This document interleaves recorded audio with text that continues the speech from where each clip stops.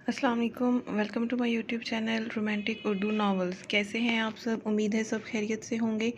मैं लाई हूँ आपके लिए नावल का अगला हिस्सा। नावल शुरू करने से पहले प्लीज़ मेरे चैनल को लाइक कर दें, सब्सक्राइब कर दें और शेयर करना ना भूलें। तो शुरू करते हैं नावल का 5वां हिस्सा। फिर न जाने क्यों तुम्हें अपने साथ रखे हुए है, मीरा नाक चढ़ाती हुई बोली। नूर के इत्मीनान में कोई फ़र्क ना आया। नूर के पीछे पीछे शायान भी वहाँ पहुँच गया, लेकिन वो छुप कर इन दोनों के बीच होने वाली गुफ्तगू सुनने लगा। वैसे क्या बात करनी थी तुम्हें मुझसे? मीरा, तुम प्लीज़ शायान की लाइफ में वापस आ जाओ। शायान सिर्फ तुमसे प्यार करते हैं और बहुत ज़्यादा करते हैं।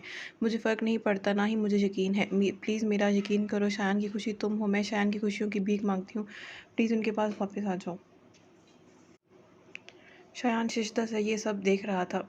स्ट्रेंज, ऐसी बीवी पहली बार देखी है जो अपने हाथों से ही अपने शोहर किसी दूसरे औरत को सौंप रही है। तुम जानती भी हो क्या बोल रही हो? मीरा को यकीन नहीं आ रहा था अपनी नज़रों पर। मैं अपनी खुशी पर शायान की खुशी को फोकियत दूंगी। मेरे लिए शायान मेरी ज़ात से पहले है। मुझे कुछ भी करना पड़ा तो मैं करूँगी, लेकिन मुझे अब इस इंसान में कोई दिलचस्पी नहीं। फिर मैं क्यों मानूँ तुम्हारी बात? मीरा कंधे झुकाती हुई बोली। प्लीज़ तुम जो भी कहो मैं करूँगी, लेकिन प्लीज़ शायान को मत छोड़ो। तुम उनकी ज़िंदगी में वापस आ जाओगी तो पहले की तरह हो जाएंगे। क्या कर सकती हो तुम शायान के लिए? मीरा इसकी आंखों में झांकती हुई बोली। कुछ भी, जो तुम बोलो। नूर बेखौफ होकर बोली।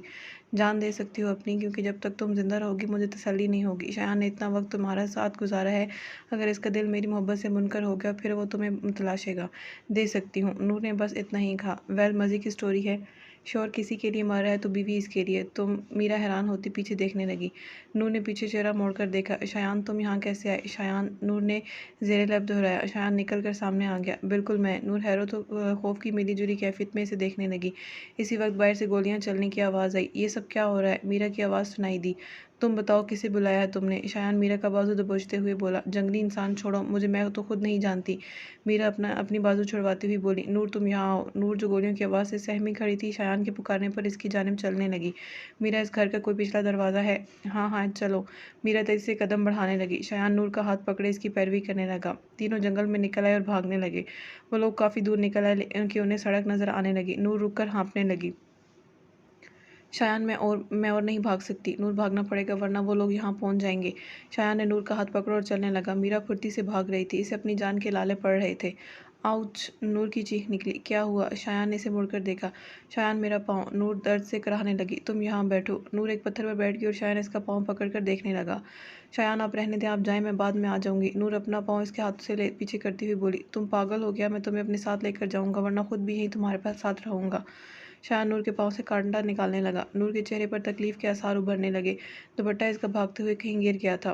नूर के बाल टेढ़ पोनी में से बाहर निकलकर चेहरे पर आ रहे थे। आंखों में नमकीन पानी जमा था। शायान की नज़र नूर पर पड़ी तो एक पल को नज़र हटाना भूल गया।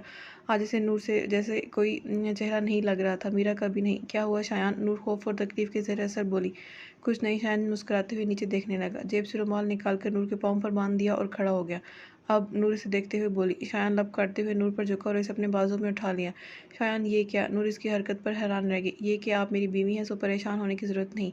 शायान चलते हुए बोलने लगा। लेकिन शायान, आप थक जाएंगे, मुझे उतार दें नीचे, मैं खुद चलती हूँ।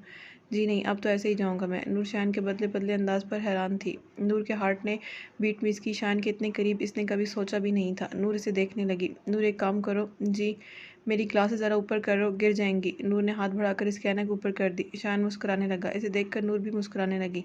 आप थक गए होंगे शायान। काफ़ी दूर होने आने के बाद नूर फिर से बोली। वैसे आज मालूम हुआ किसी बीवी बोझ लगती है। कम खाया करो मोटी। शायान शरारत से मुस्कुराते हुए बोला। नूर बुरा मान गई। मैं भी तो आपको बोला था कि मत उठाएं, लेकिन आप अपनी मर्जी से ये बोझ उठाते हुए हैं। नूर मुंह बनाते हुए बोली। शायान मुस्कुराने लगा। सड़क पर पहुंचकर शायान ने नूर को उतारा और उसका हाथ पकड़ खड़ा हो गया।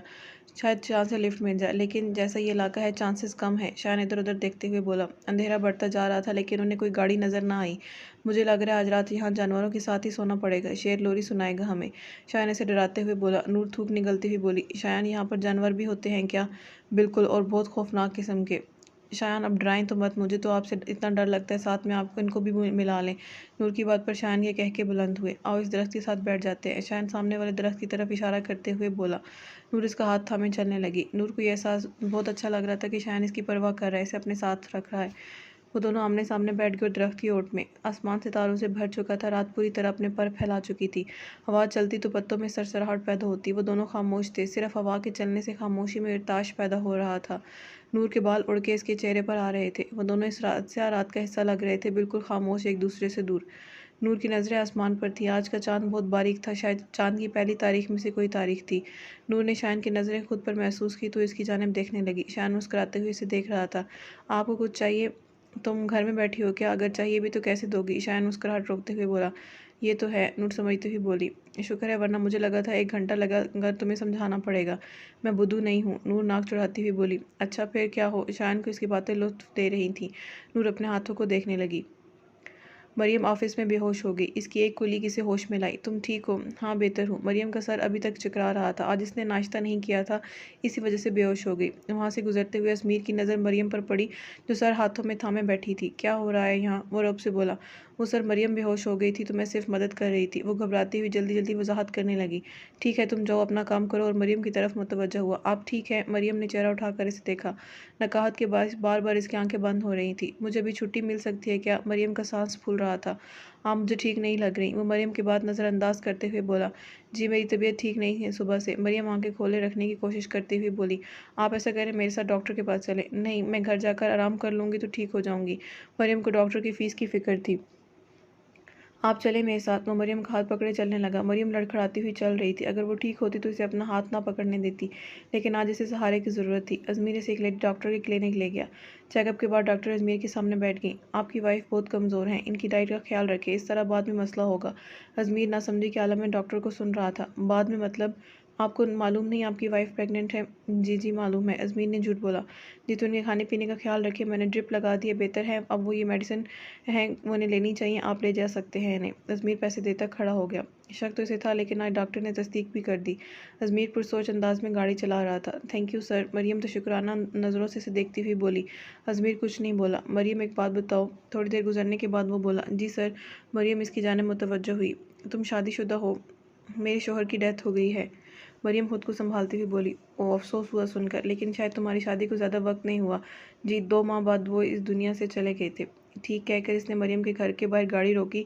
एक बात मरियम। जी सर बोले। मैंने पहले भी कहा था, अब आप फिर से कह रहा हूँ, तुम बिला झिझक मुझसे कोई भी हेल्प ले सकती हो या फिर कुछ भी शेयर कर सकती हो। मुझे अपना दोस्त समझो। वो मरियम के हाथ पर अपना हाथ रखते हुए बोला। मरियम ने अपना हाथ इसके हाथ के नीचे से निकाल लिया। ठीक है सर कह के वो बाहर निकल गई। न जाने क्यों मुझे ये इंसान सही नहीं लगता। मरियम को हमेशा ही वो खटकता था। इसकी नज़रें अजीब सी हैं। कहते हैं औरत को अल्लाह ने तीसरी आंख दी होती है, जिससे इसे ये पता चल जाता है कि सामने वाला इंसान इसे किस नज़र से देख रहा है। मरियम सर झटकती बैठ गई। ड्रिप के बाद इसकी तबीयत कदरे बेहतर थी। अजमीर ने खाना भी लेकर दिया था। मरियम खाना खाकर अल्लाह का शुक्र अदा करने लगी और सो गई। मॉम मैं कराची जा रहा हूँ। आफाक बैग में हाथ में पकड़े बोला। खैरियत बेटा? जी वो हेड ऑफिस में मीटिंग है, बस वही अटेंड करने जा रहा हूँ। अच्छा कब तक वापसी है? ये कोई 2-4 दिन में। सही, अल्लाह के अमान में रहो। वो आफाक के सर पर हाथ रखते हुए बोली। आफाक ने दरवाजे की जानिब कदम बढ़ा दिए। यार मैंने तुम्हें बताया था ना कि मेरे पापा थोड़े सख्त हैं, वो दोस्तों के घर जाने की इजाज़त नहीं देते। ईमान बेबसी से बोली। लेकिन पहले तो ऐसा नहीं था, जब हम स्कूल में थे तब तो तुम आती जाती थी, फिर अब क्यों नहीं? तब की बात और थी, अब हम बड़े हो गए हैं ना। तुम ऐसा करो मेरे घर आ जाओ और बाकी सबको भी बोल दो, वरना मैं इनको भी फ़ोन कर देती हूँ, हम यहाँ पार्टी कर लेंगे। अच्छा ठीक है, अगर तुम कहती हो तो ऐसा कर लेते हैं, वरना मेरा इरादा तो किसी रेस्टोरेंट जाने का था। नहीं मेरे घर का ठीक रहेगा, वैसे भी घर में बस मामा मैं और फातिमा ही हैं। ओके फिर आते हैं शाम में, कहकर इसने फ़ोन बंद कर दिया और ईमान शुक्र अदा करने लगी कि मान गई। कुछ ही पल गुजरे होंगे कि नूर नींद की वादी में उतर गई। शायद नूर को देखते हुए इसका मुवाजना मीरा से कर रहा था और पहले की तरह अब की बार नूर ही फातेह हुई। खैर चले देखते हैं ये ऊँट किस करवट बैठता है, शायद सोचते हुए मुस्कुराने लगा।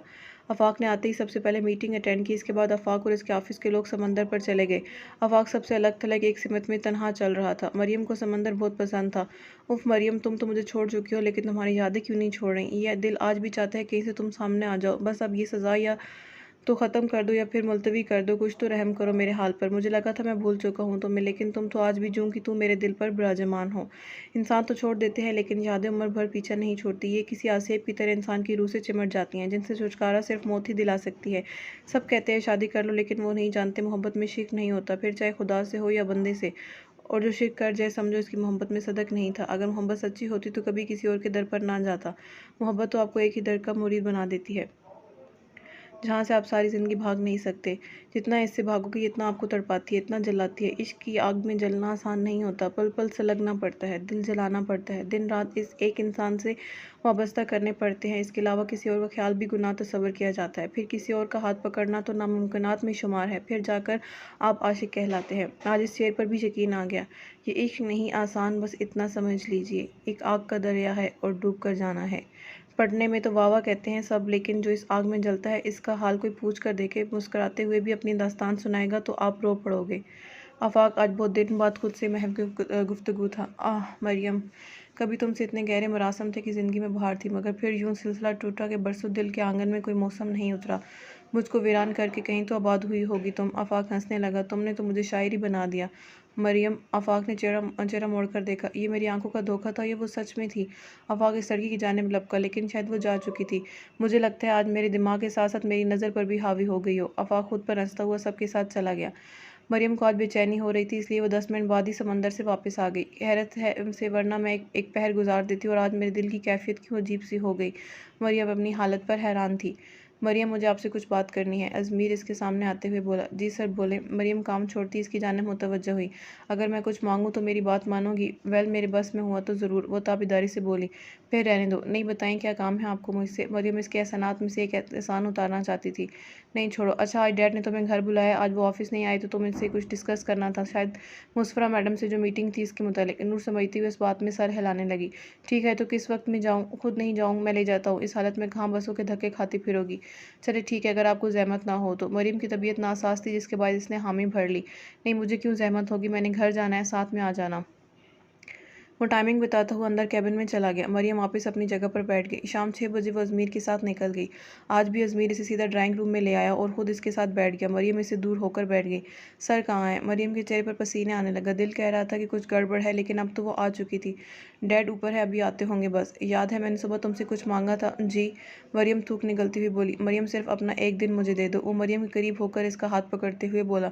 ये क्या बदतमीजी है? मरियम अपना हाथ छुड़वाती खड़ी हो गई। रिलैक्स, ऐसा क्या हो गया जो चिल्ला रही हो? सिर्फ एक हाथ ही तो पकड़ा है, इसमें इतना हाइपर होने वाली क्या बात है?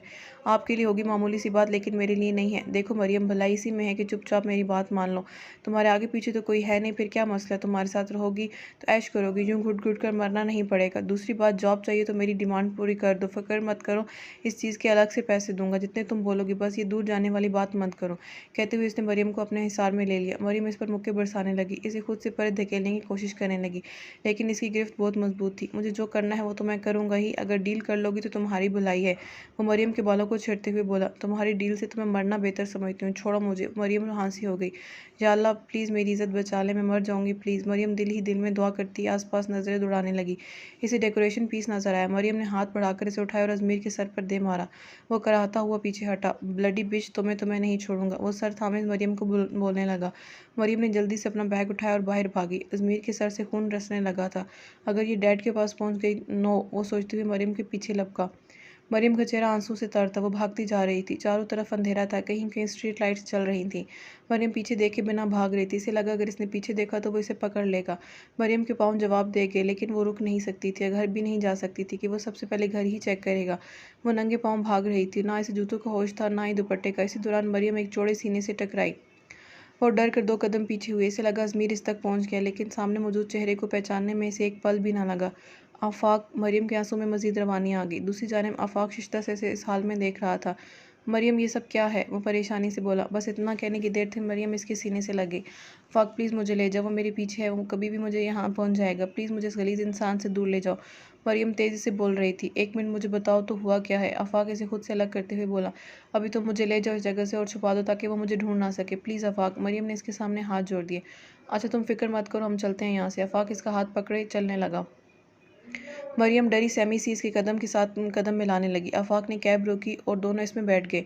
आफाक बेयकीनी से मरियम को देख रहा था। इसे क्या देख रहे हो? मरियम ने इसे अपनी जानिब देखता पाकर बोली।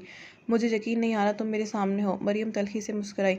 और मुझे समझ नहीं आ रहा तुम्हारे आमद पर खुश हूँ या फिर दुखी। चलो आओ अंदर चलकर बात करते हैं। दोनों कैब से बाहर निकल आए। इस वक्त वो एक होटल के सामने खड़े थे। हैरत है तुम अभी भी मुझसे बात करने के रवादार हो। मरियम, एक बात मोहब्बत मर नहीं सकती। ये खामोश ज़रूर हो जाती है लेकिन कभी ख़त्म नहीं होती। ये एक बेख्तियार जज्बा है जो आप पर गालिब आ जाए पे तो फिर मात यकीनी है। मरियम आंसू पीने की नाकाम कोशिश करने लगी। चलो अंदर मेरे साथ। आफाक इसे देखते हुए चलने लगा। मरियम इसके पीछे चलने लगी। इस वक्त खुदा ने इसे मसीहा बनाकर भेजा था, फिर वो कैसे इनकार कर सकती थी। आफाक ने कमरा लिया और मरियम को चलने का इशारा किया।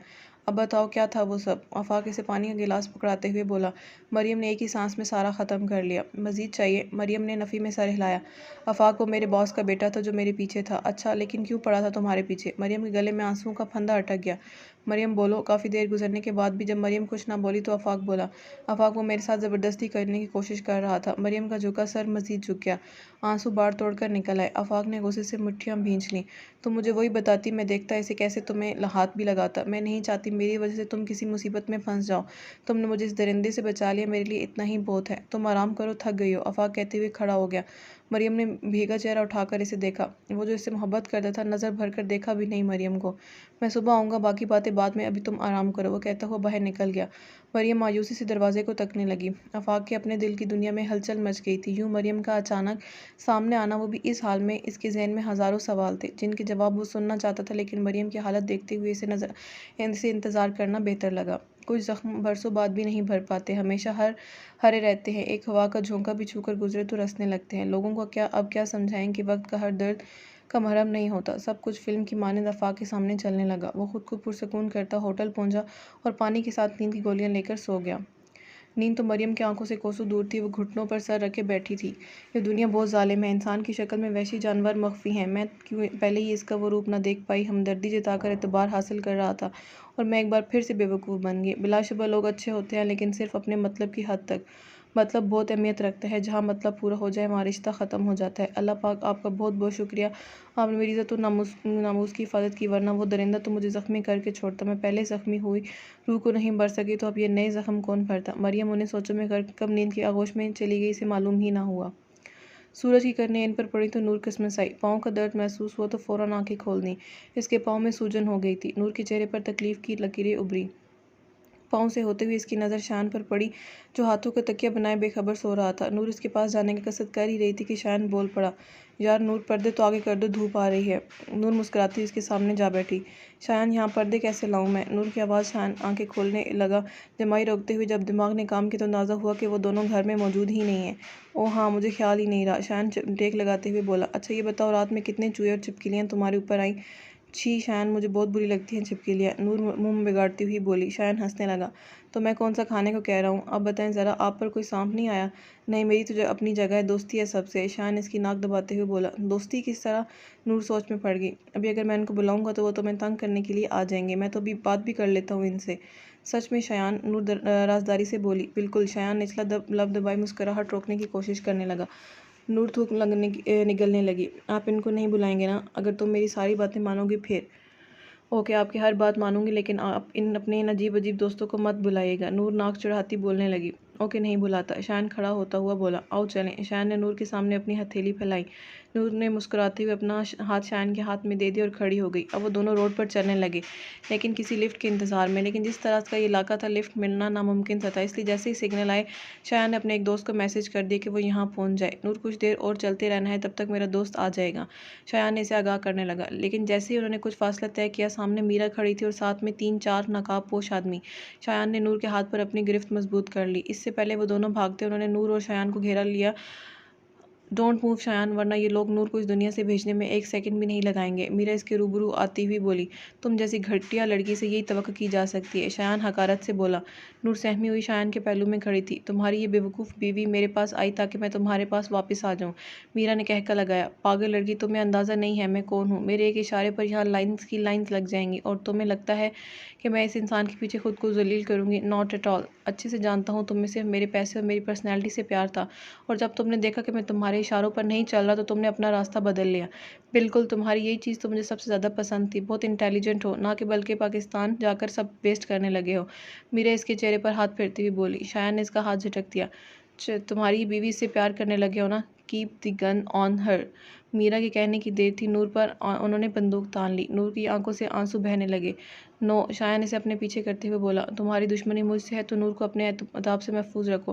वेल, कहते तो तुम ठीक हो, मीरा पुरसोच अंदाज में बोली। मैं जानता था कि ये लोग तुमने बुलाया है, लेकिन तुम साफ मुकर गई। हाँ, दरअसल पहले मेरा इरादा नूर को मारकर तुम्हें अपने बनाने का था, लेकिन मुझे इस मर्द नहीं चाहिए जो दो औरतों में बटा हुआ हो। इसमें मेरे अलावा किसी का नाम भी इसकी ज़बान पर नहीं आता। So now I have change my mind. अब नूर की बजाय तुम्हें मारूंगी, ताकि ये भी सारी ज़िंदगी तुम्हारे लिए तरसती रहे। नहीं, नूर आगे आती हुई बोली। नूर पीछे रहो, गलती से भी गोली लग सकती है। शायन इसे तंबीह करने लगा, लेकिन नूर शायन के मना करने के बावजूद इसके साथ खड़ी हो गई। मीरा, प्लीज़ शायन को कुछ मत करो। नूर इसकी जाने मुतवज्जह हुई। हाय शायन, वैसे ये तुम्हारी बीवी पागल है तुम्हारे लिए। शूट है। मीरा के हुक्म पर पहली गोली फिर दूसरी गोली भी चल गई। हर तरफ सन्नाटा छा गया। ना किसी परिंदे की आवाज़ आ रही थी, ना किसी इंसान की। आफाक सुबह सवेरे उठा और तैयार होकर होटल के लिए निकल गया। पहली दस्तक पर ही मरियम ने दरवाज़ा खोल दिया। रात की निस्बत अब वो कदरे बेहतर लग रही थी। मरियम ने इसके लिए दरवाज़ा छोड़ा और इसके पीछे दरवाज़ा बंद कर दिया। कैसी हो अब? आफाक को अपनी आवाज़ किसी गहरे कुएं से आती महसूस हुई। ठीक हूँ, और तुम्हारे सामने हूँ। मरियम खामोश हो गई। कुछ पल खामोशी की नज़र हुए। आफाक ने इस खामोशी को तोड़ा। तुम जॉब क्यों कर रही हो? और वो हसन कहाँ है? आफाक स्पार्ट से अंदाज में बोला। मरियम के ज़ख्म फिर से हरे हो गए, जिन पर मरियम कभी रखा ही नहीं था। वो मंदबल कैसे होते? मरियम की ज़िंदगी का सबसे तकलीफ दे बाब यही था, जहाँ से इसकी ज़िंदगी जहन्नम बन गई। क्या बताऊँ मैं तुम्हें आफाक? फिर कहीं तुम ये ना कहो कि मैं हमदर्दी लेने की कोशिश कर रही हूँ। तुम्हें लगता है मैं ऐसा बोलूँगा? आफाक को हैरानी हुई। फिर बोलो, हर एक बात मुझे सब जानना है। तुम इस हाल में क्यों हो? क्या हुआ तुम्हारे साथ? सब कुछ बताओ। मरियम आंसू साफ करते हुए बोली, मैंने शादी कर ली थी हसन से। फिर जब मैं सुबह उठी 6 माह कबल। हसन शीशे के सामने खड़ा बाल बना रहा था। मरियम की आंख खोली तो इसे देखने लगी। मेरी जान उठ गई। हसन मोहब्बत पाश नज़रों से देखता हुआ बोला। हाँ, मरियम ने मुख्तसर सा जवाब दिया। हसन ने इसके सामने बैठ गया। मैं काम से जा रहा हूँ, तुम परेशान मत होना। हसन मरियम की पेशानी पर अपने होंठ रखते हुए बोला। नहीं हसन, तुम कहीं नहीं जाओगे। हमारी शादी हुई है, मैं तुम्हारे लिए सब कुछ छोड़ कर आई हूँ और तुम्हें बाकी दुनिया की पड़ी है। मरियम इसका हाथ पकड़ती हुई बोली। कौन सी शादी? हसन अनजान बना। मरियम शर्मिंदा सी रह गई। मैं तुम्हें गन पॉइंट पर तो नहीं लाया, अपनी मर्जी से आई हो तुम मेरे पास। मरियम उलझती हुई से देखने लगी। क्या मतलब है इन बेतुकी बातों का? तो तुमने इस निकाह को सच समझ लिया? हसन कह के लगाने लगा। बेवकूफ़ लड़की, वो तो मैंने तुम्हारा दिल रखने के लिए किया था। वो मौलवी नहीं, वो मेरा दोस्त था, ताकि तुम इसके बाद खुद को मुझे सौंप दो। हसन ने इसके चेहरे पर आईलिड को पीछे करते हुए बोला। क्या बकवास है ये? तुम मजाक कर रहे हो ना मेरे साथ? मरियम इसका हाथ झटकती हुई बोली। मजाक तो कल किया था, बस मेरा मतलब पूरा हो गया तो मजाक भी ख़त्म। मरियम का सर नफ़ी में हिल रहा था, लेकिन नब खामोश थे। ऐसे क्या देख रही हो? प्लीज़ कह दो ये सब झूठ है। नो बेबी, अब तो मैं सच बोल रहा हूँ। तुम यकीन क्यों नहीं कर रही? मुझे जो चाहिए था वो मिल गया। अगर ज़बरदस्ती करता तो तुम केस कर देती, मेरी बदनामी होती, लेकिन जिस तरह तुम आई हो इसके बाद केस करने का सवाल भी पैदा नहीं होता। मरियम शशदस्ती से देख रही थी। जिससे इसने सर का ताज बनाया था, इसी ने इसके सर से इज्जत की चादर उतार फेंकी थी।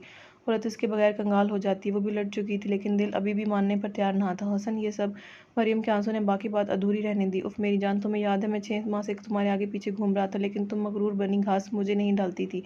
न जाने कितनी बार मुझे ठुकराया। मैंने तभी सोच लिया था कि एक दिन तुम्हें अपने पाँव में गिराऊंगा। इस दिन तुम मुझसे भीख मांगोगी और देखो ज़रा खुद को, आज तुम गिड़गिड़ाओगी कि मैं तुमसे शादी कर लूँ और मैं तुम्हें ठोकर मारकर चला जाऊंगा। वैसे भी तुम चीज़ भी कि ऐसी हो कि हर कोई पाना चाहे। मेरी किस्मत अच्छी निकली कि मैं पहला इंसान हूँ तुम तक रसाई पाने वाला। लेकिन तुम तो मुझसे प्यार करते हो ना?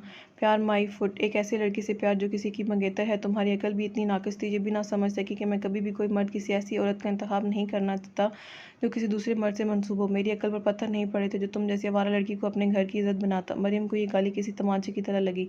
मैं ऐसी नहीं हूँ। अच्छा तो फिर कैसी हो? मेरी खातिर अपने माँ बाप की इज्जत उछाल कर आ गई, जिन्होंने अब तक तुम्हें प्यार दिया, पाल कर यहाँ तक लाए। कल को किसी और की मर्द की खातिर तुम मुझे भी छोड़ जाओगी? नहीं, ऐसा कभी नहीं हो सकता। तुम जैसी लड़कियां एतबार की काबिल नहीं, फिर मैं क्यों यकीन करूँ? तुम हर इंसान के साथ चल पड़ोगी जो तुम्हें पसंद आएगा। नहीं, मरियम को तकलीफ हो रही थी इसकी बातों से। तुम एक घटिया बदकिरदार लड़की हो मरियम, याद रखना मेरी बात। हसन, मरियम आंसू से तर चेहरा लिए बोली। ऐसा नहीं है। तुम फिर मुझे बताओ, मेरे कहने पर डेट्स पर क्यों आती थी? माँ बाप से झूठ बोल करो। मेरा जहाँ दिल करता मैं तुम्हें टच करता, लेकिन तुम मुझे रोकती नहीं थी, जबकि रोक सकती थी। यही सब तो तुम मेरे साथ भी कर सकती हो। मुझे धोखा देकर, मुझसे झूठ बोलकर, न जाने किस किस के साथ क्या क्या करती फिर। मैं तो बेखबर ही में मारा जाऊंगा ना। प्लीज़ बस कर दो। मरियम का जब जवाब दे गया। आईना दिखा रहा हूँ तो बर्दाश्त नहीं हो रहा तुमसे? हाँ। वो मरियम का चेहरा ऊपर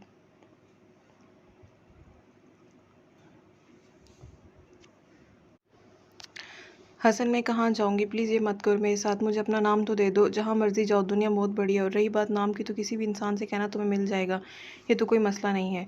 हसन, मेरा दिल बंद हो जाएगा, इतनी जल्दी नहीं होता। अभी रोना धोना किसी नए आशिक के सामने करना, यहाँ से चलती बनो। मरियम हैरान होती इसे देखने लगी, किस तरह इसने रंग बदला था। मरियम तो बेयकीनी की कैफियत में थी। अभी तक वो अपने मुँह से हर चीज़ का एतराफ़ कर रहा था, लेकिन दिल फिर भी मानने से इनकारी हो रहा था।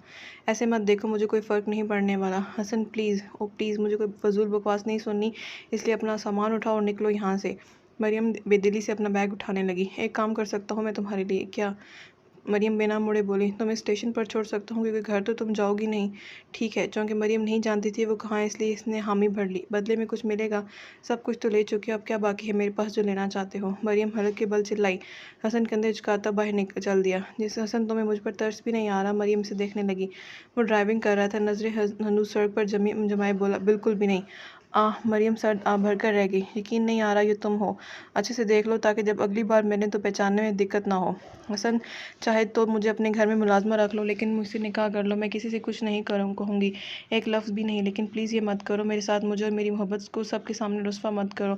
मेरा दिमाग ख़राब नहीं हुआ जो इतनी खूबसूरत मुलाजमा लेकर जाऊँ घर। 1 मिनट में सब समझ जाएंगे, फिर कोई और हल निकाल लो। लेकिन हसन, बस यार, तंग मैं आ गया हूँ तुम्हारी बातों से। अब अगर तुमने मज़ीद एक लफ्ज़ भी बोला तो यहीं उतार दूंगा, फिर जाना अकेली तुम।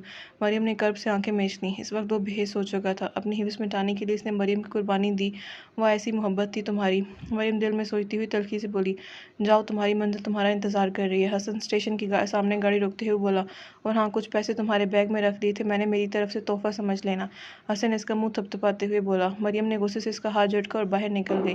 ट्रेन का वक्त मालूम हो गया। 2 घंटे बाद एक ट्रेन आनी है जो कराची जाती है। मरियम टिकट लेकर बैठ गई। अब तो इसके पास वक्त ही वक्त था। स्टेशन इस वक्त ज़रा सुनसान पड़ा था। इक्कल दुक्कल लोग दिखाई दे रहे थे, फिर कुछ पड़े सो रहे थे। मरियम खामोश ने गांव से पटरी को देखने लगी।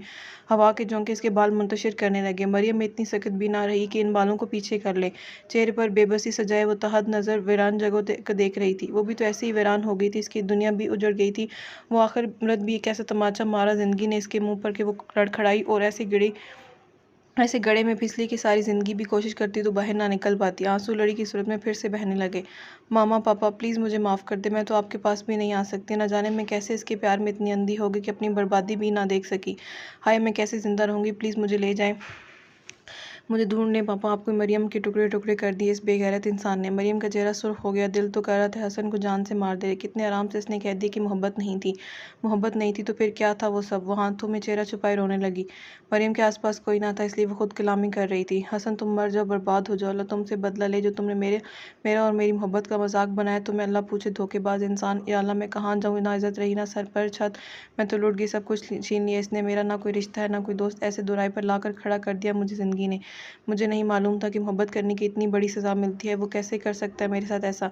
मरियम को अभी तक यकीन नहीं आ रहा था कि मैं नहीं मानती, ऐसा नहीं हो सकता, वो मुझे नहीं छोड़ सकता। नहीं।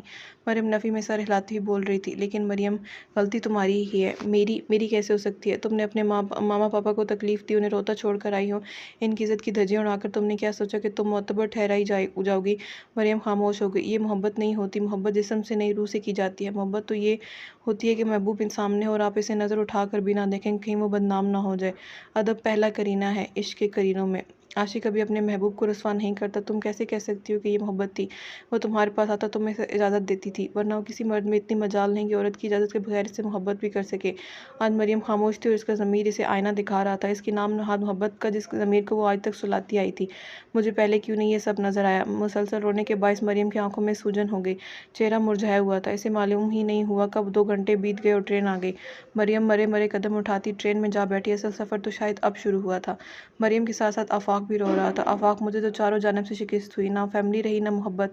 मैं तो खाली हाथ रह गई, कंगाल हो गई। वो सबसे अहम बात तो यह है कि मैं खुद जिम्मेदार हूँ अपनी इस हालत की। अगर तभी अकल इस्तेमाल करती और वो कदम उठाने से पहले एक बार मनफी पहलू पर नज़रसानी कर लेती तो शायद ज़माने की ठोकरें मेरा मुकद्दर ना बनती। आफाक को समझ नहीं आ रही थी इसकी दास्तान पर अफसोस करे या हमदर्दी। फिर मैं कराची आ गई। जो जेवर मैं घर से लाई थी, इसे बेच कर यहाँ एक छोटा सा घर ले लिया, सबसे लो एरिया में। आफाक, इस वक्त मुझे एहसास हुआ कि मेरे पास क्या था। पापा ने दुनिया की हर नेमत मुझे दी और मैं इनसे सबको ठुकरा कर चली गई।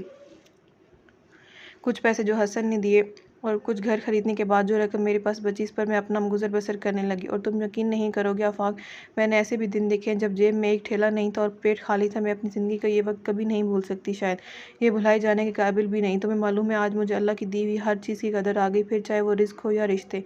मरियम खामोश हो गई। जितनी तकलीफ़ इसने बर्दाश्त की थी, इसे बयान करने के लिए अल्फाज कम थे। मरियम, मैं जानता हूँ तुमने जो किया वो गलत नहीं, बहुत गलत था, लेकिन जो कोई तुम्हारे साथ हुआ वो हद से ज़्यादा बुरा था। शायद तुम इतनी तकलीफ़ों की मुस्तहक ना थी जितनी तुम्हें मिली हैं। नहीं आफाक, मुझे ये शायद ज़रूरत थी इस सब की, वरना मैं कभी ना समझ पाती अपनी गलतियों को, कभी ना देख पाती। मुझे अफसोस नहीं है, ना मैं अफसोस कर सकती हूँ, क्योंकि इसकी वजह मैं खुद हूँ, मेरी कम अकली है। आफाक को देखकर मरियम को लग रहा था सख्त धूप में घना साया मिल गया हो। मरियम, तुम वापस चलो मेरे साथ घर। नहीं आफाक, तुम पागल हो गए हो क्या? मैंने तुम्हें इसलिए सब नहीं बताया कि तुम मुझे वापस ले जाओ। मैं वहाँ मौजूद एक एक इंसान की गुनहगार हूँ। मामा पापा के बाद तुम्हारी सबसे बड़ी मुजरिम हूँ। मुझसे ऐसा रवैया मत रखो, मुझे सजा दो, अपने दिल की भड़ास निकालो। आफाक नफ़ी में सर हिलाने लगा।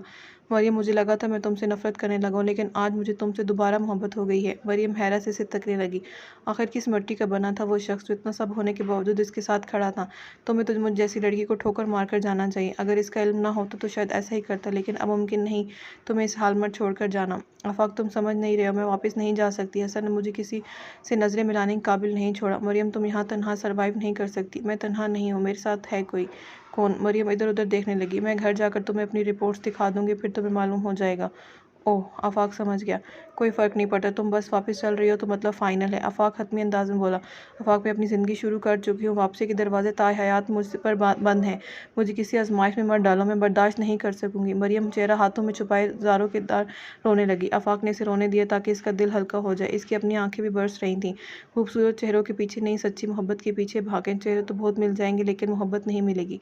जैसे ही मीरा ने शुरू में बोला तो नूर शायान के सामने आ गई। पहली गोली इसके पेट में लगी और दूसरी बाजू के आर पार हो गई। शायान शौक की कैफियत में नूर को देखने लगा, जो लड़खड़ा रही थी। शायान घुटनों के बल बैठ गया और नूर के चेहरे के नीचे अपने बाजू रख दी। नूर, शायान इसका मुंह थपथपाने लगा। मीरा अफसोस से देखने लगी कि निशाना चूक गया। नूर अपनी आंखें खोले रखना बंद नहीं करना। शायान इसे होश में रखने की कोशिश करने लगा, लेकिन नूर की आंखें बार बार बंद हो रही थी। चंद ही मिनटों में नूर खून में नहा गई। शायान को अपनी बेबसी पर गुस्सा आ रहा था। इससे पहले कि मीरा दोबारा शूट करने का बोलती, इनके सामने एक गाड़ी आ रुकी। मीरा डर के उन लोगों के साथ भाग दौड़ी। वो शायान का दोस्त था। शायान, क्या हुआ? वो घबराते हुए पूछने लगा। यार अभी कुछ मत पूछो, बस जल्दी से हॉस्पिटल चल। कहते हुए शायान ने नूर को देखा, जो मुस्कुरा रही थी, और नूर की आंखें बंद हो गई।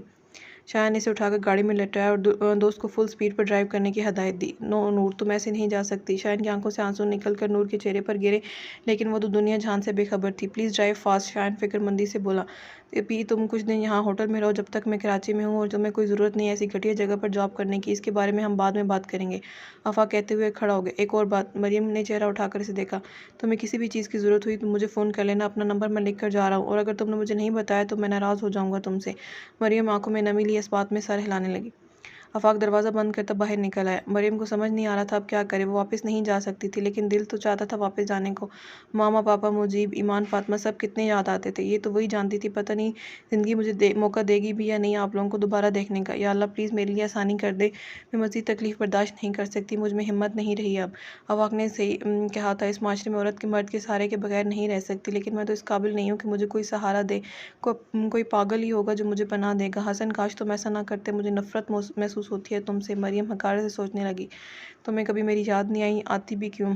वक्त और गुजारी में फ़र्क होता है। तुम्हारा साथ मेरे लिए एक असासा था, और मैं फ़क्त तुम्हारा टाइम पास, दिल बहलाने का एक खिलौना। सच में दुनिया ने बिनते हवा को खिलौना ही समझ रखा है। तभी तो जिसका दिल चाहता है इनकी इज़्ज़त से खेल जाता है। ये हमारे मर्दों की गंदी ज़हनियत है, जिसके बायस बिनते हवा अपने घर में भी महफूज नहीं। आखिर कब तक औरत को खिलौना बनाकर रखा जाएगा? क्या इनकी ज़िंदगी अनमोल नहीं? उन्हें कीड़े मकोड़ों की तरह पैरों में रोन दिए जाते हैं, पाँव की धूल बनाकर रखते हैं, जब जी चाहा उड़ा दिया। ए मूर्ख, वो भी इंसान है, उन्हें भी तकलीफ़ होती है। ज़माने के सामने रुसवा करके उन्हें मौत की भेंट चढ़ा देते हो। अपने आदम ना तो जी सकते हैं ना मर सकते, घट कर जीने के लिए छोड़ देते हो। इससे तो बेहतर एक और गुनाह के मुर्तकब हो जाया करो और उन्हें मौत की नींद सुला दिया करो, क्योंकि मारा तो उन्हें देते हैं जो बस ये सांसों का खेल है, इसे भी ख़त्म कर दिया करो, शायद इनकी कुछ अजियत ही कम हो जाए। हैरत की बात है, ज़माना जितना पढ़ा लिखा होता जा रहा है, मर्द इतने ही जाहिल बनते जा रहे हैं। उन्हें इस बात से भी खौफ नहीं आता कि हमारी भी हम माँ बहनें घर में मौजूद हैं, लेकिन जब दिमाग में ही गंद भरा हो तो अच्छा किस तरह सोच सकते हैं। स्टूडेंट्स इस तरह की हरकतें करते हैं, क्या फ़ायदा ऐसे उनका, जब इन औरतों की इज़्ज़त करना ही ना सिखाया जाए, जब उन्हें यह ना बताया कि बेटा किसी की बहन बेटी पर बुरी नज़र मत रखना। मैं कहती हूँ लानत है ऐसे मर्दों पर, शर्म से डूब मरना चाहिए उन्हें, लेकिन वो ज़्यादा खुश ना हो। इस दुनिया में तो कानून नहीं है, यहाँ की अदालत से बच जाएंगे, लेकिन अल्लाह की अदालत से उन्हें कोई नहीं बचा सकेगा। इस दिन ये रोएंगे तब होगा हिसाब, बेशक अल्लाह बेहतर हिसाब करने वाला है। हॉस्पिटल के बाहर नूर को स्ट्रेचर पर लिटाया गया तो शायन इसका हाथ थामे अंदर चलने लगा। आंसू के बायस नूर का चेहरा बार बार धुंधलाता जा रहा था। वो शौक से इसके साथ चल रहा था। नूर का खून काफ़ी ज़ाया हो चुका था। इसे ICU में ले गए। ये पुलिस केस था, लेकिन शायन ने किसी बड़े सर्जन को कह के इलाज शुरू करवाया। शायन फिक्रमंद सा बाहर बैठा था। अगर नूर को कुछ हो गया तो मैं सारी ज़िंदगी खुद को माफ़ नहीं कर पाऊंगा। प्लीज़ अल्लाह पाक नूर को कुछ ना हो। हाँ, शायन के आंसू नूर के लिए निकल रहे थे। मलक जैसा हाल बना हुआ था। शायन के बिखरे हुए बाल, बड़ी शेव आंखें, सुर्ख धूल से अटे कपड़े और लोग पर सिर्फ नूर का नाम था। शायन को लगा वो नूर को नहीं बल्कि अपनी ज़िंदगी को खो रहा है, जो रेत की माने जिसके हाथ से फिसलती जा रही थी। नूर अभी तो हमें बहुत सी खुशियाँ एक दूसरे की संगत में देखनी है। यहाँ आकर तो मुझे छोड़कर नहीं जा सकती। मैं फिर से किसी को खोने का मुतमिल नहीं, वो भी एक ऐसी इंसान को जो मुझसे बेहद मोहब्बत करती है। वो नफ़ी में सर हिलाता खुद कलामी कर रहा था। 2 घंटे की सर्जरी के बाद डॉक्टर्स बाहर निकले। शायन उठकर उनके पास गया। Don't worry, she is out of danger. Doctor इसके कंधे पर हाथ रखते हुए बोला और अपने केबिन में चला गया। शायन ने नर्स को रोका, क्या मैं अपनी वाइफ से मिल सकता हूँ? उन्हें रूम में शिफ्ट कर दें। इसके बाद शायन इस बात में सर हिलाता बाहर निकला। इसके कदम खुद ब खुद मस्जिद की जानिब उठ रहे थे। शायन वजू करके नमाज़ पढ़ने लगा। इसके आंसू पाँव पर गिर रहे थे। न जाने किस बात पर इसका दिल रो रहा था। नमाज़ पढ़कर वो सजदे में गिर गया और ज़ारों की तरह रोने लगा। एक अरसा हो गया था इसे खुदा से दूर आए। इसने दुआ मांगना छोड़ दिया था, अल्लाह से भरोसा उठ गया था, लेकिन आज वो इसी दर पर आया था जहाँ वजह जानने से वो खुद कासिर था। नूर, तुम्हारी नमाज़ें, तुम्हारा यकीन फातेह, और मुझे देखो मैं शिकस्त खाकर भी जीत गया। मुझसे ज़्यादा कोई खुशनसीब हो सकता है। शायन को खुद पर रश्क आ रहा था। वो कई घंटे इस हालत में रहा, कभी अपने गुनाहों की माफ़ी मांगता तो कभी नूर की सेहतयाबी की दुआ करता। शायन ने 2 नफल शुक्राने के अदा किए। अल्लाह ने नूर की जान बख्शी कर दी थी। इसके लिए अनायत बहुत अहमियत की हामिल थी। नमाजी से देखकर परेशान हो गए। मौलवी साहब शायन के पास आए। बेटा तुम ठीक हो? शायन ने आंसू से तर चेहरा उठाकर उन्हें देखा। जी, बस इतना ही बोल पाया। बेटा, जो यहाँ रोता है ना, इसे किस्मत पर रोना नहीं पड़ता।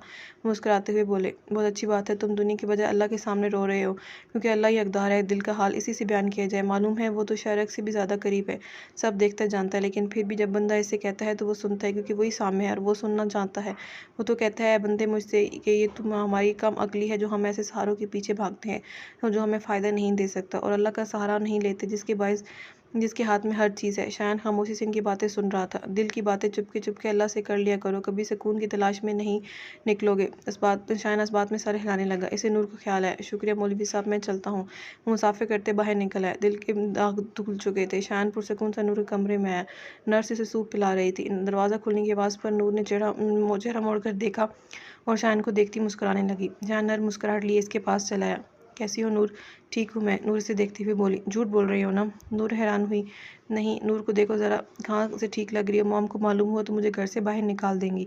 शायन की बात पर नूर मुस्कुराने लगी। पहले जैसी भी हो जाऊंगी। नर्स बाहर चली गई। शायन ने नूर का हाथ पकड़ लिया। नूर प्लीज़ मुझे माफ़ कर दो। आंसू फिर से बहने लगे।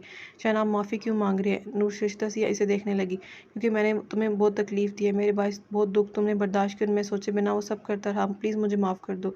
शायन ने नूर के सामने हाथ जोड़ दिए। शायन, मुझे आपसे कोई शिकायत नहीं है, प्लीज़ आप मुझसे माफ़ी मत मांगे, बस दोबारा को भी वो सब मत कीजिएगा। नूर मुस्कुराती हुई बोली, लेकिन क्यों? बस मैं नहीं जानती। नूर ने लाइलमी ज़ाहिर की। अब ज़रा मुझे बताओ, तुम्हें मीरा के पास जाने का मशवरा किसने दिया था?